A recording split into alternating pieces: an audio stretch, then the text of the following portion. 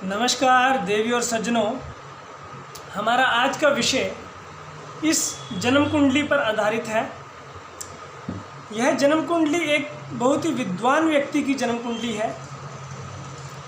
जिस व्यक्ति की जितनी प्रशंसा की जाए उतनी कम है।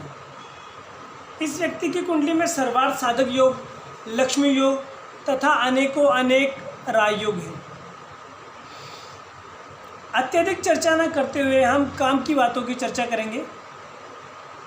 सर्वप्रथम इस व्यक्ति की कुंडली में यदि देखा जाए तो इस व्यक्ति की कुंडली में सूर्य महाराज बहुत ही बलवान स्थिति में यहाँ पे दशम स्थान में विराजमान है।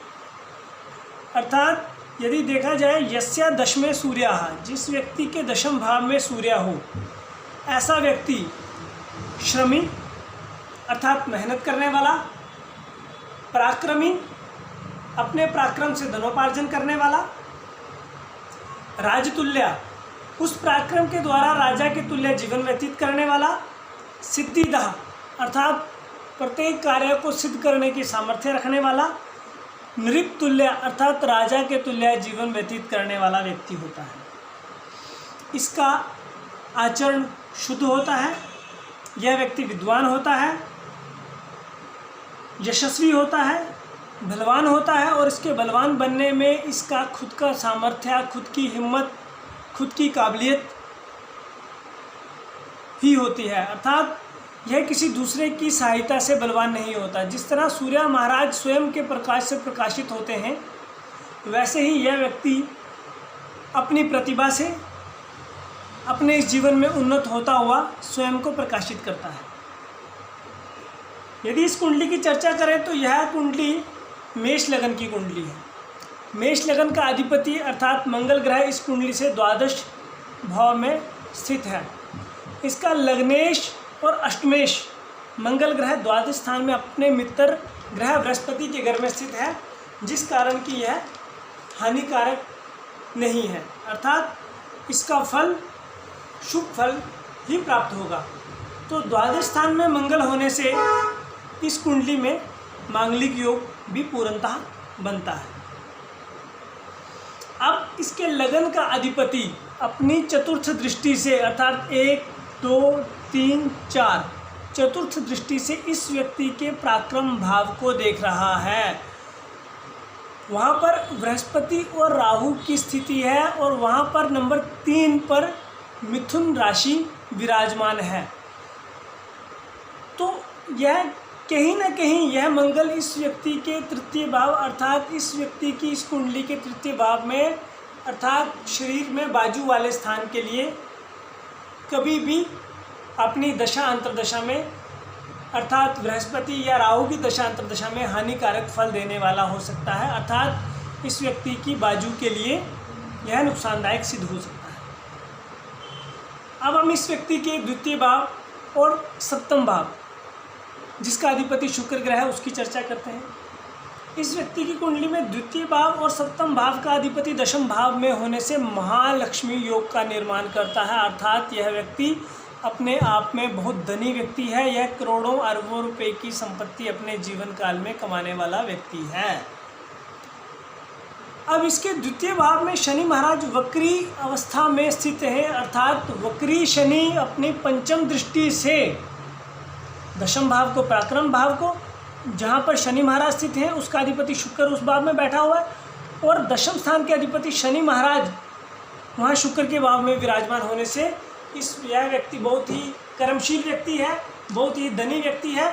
अपने कर्मों के द्वारा यह व्यक्ति अपने आप में धनी बनेगा। इस व्यक्ति की कुंडली में अब हम आते हैं तीसरे भाव पे। तीसरे भाव और छठे भाव का अधिपति ग्रह बुध, वह भी सूर्य के द्वारा अस्त है। चतुर्थ भाव का अधिपति भी सूर्य के द्वारा अस्त है। पंचम भाव का अधिपति स्वयं सूर्य महाराज दशम भाव में स्थित है और चतुर्ग्रही योग भी अपने आप में स्वयं सिद्ध राजयोग होता है। अर्थात कैसे? पंचम भाव का अधिपति सूर्य दशम भाव में स्थित होने से यह व्यक्ति अपनी बुद्धि कौशल से, अपने पराक्रम के द्वारा, अपने बुद्धि कौशल से, अपने कर्म के द्वारा, कर्म स्थान का अधिपति धन स्थान में होने से धनोपार्जन करेगा।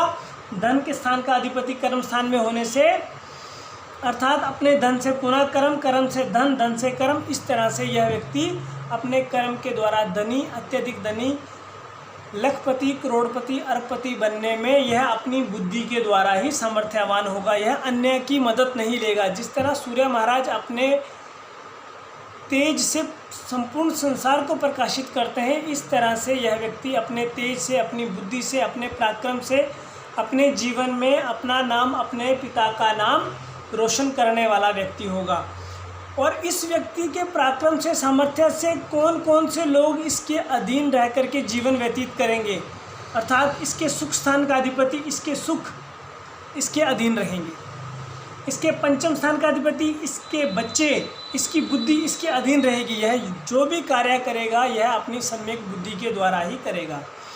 इसके शत्रु अर्थात रोग सब इसके अधीन रहेंगे, अर्थात यह इतना बली, इतना पराक्रमी व्यक्ति होगा, अपने शरीर का पूर्णता ख्याल रखने वाला, और इसके शत्रु भी इसके अधीन रहेंगे, अर्थात कोई इसका शत्रु यदि होगा भी तो वह इसके सामने नज़र उठाने की सामर्थ्य नहीं रख पाएगा, वह भी इसके अधीन रहकर ही इससे बात कर पाएगा। क्यों? कि इसके शत्रु स्थान का अधिपति भी सूर्य के द्वारा अस्त है, अर्थात इसके शत्रु भी इसके अधीन ही रहेंगे। इसके सप्तम स्थान का अधिपति, इसकी बीवी भी इसके अधीन ही रहेगी, इसकी धर्मपत्नी भी इसके कहे अनुसार चलेगी, इसका धन भी इसके कहे अनुसार ही खर्च होगा, अर्थात यह हर चीज़ को, हर काम को अपने कंट्रोल में लेकर के चलने वाला व्यक्ति है। यह किसी के कंट्रोल में नहीं रहेगा, सब इसके कंट्रोल में रहेंगे। इसका लग्नेश और अष्टमेश द्वादश स्थान में होने से हानिकारक तो होता, लेकिन मित्र ग्रह, मित्र राशि का होने से यहाँ पर इसको यह किसी भी प्रकार की कोई हानि नहीं पहुँचाएगा। और सबसे बड़ी बात कि भाग्यम फलति सर्वत्र, इस व्यक्ति का भाग्य भी अपने आप में बहुत बली है, क्योंकि इस व्यक्ति का भाग्येश बृहस्पति ग्रह पराक्रम स्थान में विराजमान होकर के प्रत्यक्ष सप्तम दृष्टि से इसके भाग्य को देख रहा है, अर्थात यह व्यक्ति अपने भाग्य से बलवान, बुद्धिमान, पराक्रमी तथा धनोपार्जन करने वाला व्यक्ति है। इस व्यक्ति का बृहस्पति इसके लाभ स्थान को भी देख रहा है, इसके लाभ स्थान का अधिपति धन स्थान में, धन स्थान का अधिपति पुनः कर्म स्थान में, अर्थात इस व्यक्ति की कुंडली में अनेक राजयोग बनते हैं। इस व्यक्ति का दशमेश और कर्मेश शनि धन स्थान में, धन स्थान का अधिपति और व्यापार स्थान का अधिपति भी दशम स्थान में, अर्थात इसका मालिक वहाँ पे, उसका मालिक यहाँ पे, ये अपने आप में इंटरचेंज इतना बड़ा राजयोग है कि यह अपनी मेहनत से, अपने कर्म से लाभ प्राप्त करेगा, अपने व्यापार से लाभ प्राप्त करेगा, अपनी मेहनत से, अपने पराक्रम से धनी होगा और अपने धन से पुनः पराक्रम को करे, अपने धन से पुनः अपने कर्म को करेगा, कर्म से फिर धन। इस तरह से यह व्यक्ति अपने आप में बहुत ही बलवान व्यक्ति है। इस व्यक्ति की कीर्ति अतुलनीय कीर्ति है, जिसकी तुलना नहीं की जा सकती।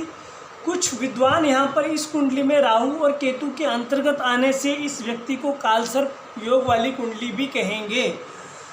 तो यहाँ पर इस व्यक्ति की कुंडली में कालसर्प योग हानिकारक ना होकर के लाभदायक सिद्ध होगा, क्योंकि कालसर्प योग के बाहर के जितने भी भाव यहाँ पर विराजमान बनते हैं, इन 4 भावों के अधिपति सूर्य महाराज के द्वारा अस्त, पराक्रम स्थान का अधिपति सूर्य महाराज के द्वारा अस्त, धन स्थान का अधिपति सूर्य महाराज के द्वारा अस्त, अर्थात 1 2 3 4 5 6 इन 6 ग्रहों के अधिपति ग्रह सूर्य के द्वारा अस्त होने से यह सब इसके अधीन रहने वाले हैं। और जो व्यक्ति पराक्रमी होगा उसे कहीं ना कहीं शारीरिक सुख में कमी रहेगी, अर्थात ऐसा व्यक्ति बहुत ही मेहनती व्यक्ति होता है। तो लग्नेश द्वादश में होने से कहीं ना कहीं इसे शारीरिक सुख में कमी रहेगी, लेकिन मित्रवत वह सुख भी इसे मिलता रहेगा, वह पराक्रम, वह मेहनत इसे लाभ देने वाली ही होगी। तो इस व्यक्ति की जन्म कुंडली में बृहस्पति और शनि 2 ग्रह वक्र स्थिति में स्थित हैं। राहु और केतु रहते ही वक्र स्थिति में हैं और अन्य सभी ग्रह मार्गी अवस्था में हैं। तो इस व्यक्ति की कुंडली में अनेक राजयोग समाहित हैं, अर्थात यह व्यक्ति उदयकालिक सूरज से लेके अस्तकालिक सूर्य तक, जिस तरह सूर्य अपने पराक्रम से, अपने प्रकाश से पूरे संसार को प्रकाशित करता है, इस तरह यह व्यक्ति अपने धन से अपने परिवार को, अपने ननिहाल को, अपनी संतान को, अपनी धर्मपत्नी को, सब प्रकार सबको, रिश्तेदारों को, सगे संबंधियों को लाभ देने वाला व्यक्ति होगा। तो यह था इस कुंडली का मोटा मोटा आंशिक फलादेश। यदि आप भी अपनी कुंडली के विषय में कुछ जानना चाहते हैं तो आप हमारे इस चैनल के साथ जुड़ सकते हैं। हमारे चैनल का नाम है इंडियन एस्ट्रोलॉजर अतुल रैना। आप इस चैनल के साथ जुड़िए और इस चैनल को सब्सक्राइब करिए। अपने मित्र, सगे संबंधियों को भी इस चैनल के साथ जुड़ने की सलाह दें, ताकि वह भी ज्योतिष संबंधी कोई जानकारी यदि चाहते हैं तो अपनी डेट ऑफ बर्थ, टाइम दे करके अपनी कुंडली का विश्लेषण हमारे चैनल के माध्यम से करवा सकते हैं। यदि आप चैनल के माध्यम से विश्लेषण ना करवा के स्वयं निजी रूप से भी अपनी जन्म कुंडली के विषय में कुछ जानना चाहते हैं तो आप हमसे संपर्क कर सकते हैं। हमसे संपर्क करने के लिए हमारा कॉन्टैक्ट नंबर है 8825027240 अर्थात 88-250-27-240। इस नंबर से संपर्क करके भी आप अपनी जन्म कुंडली का विश्लेषण हमसे करवा सकते हैं। धन्यवाद।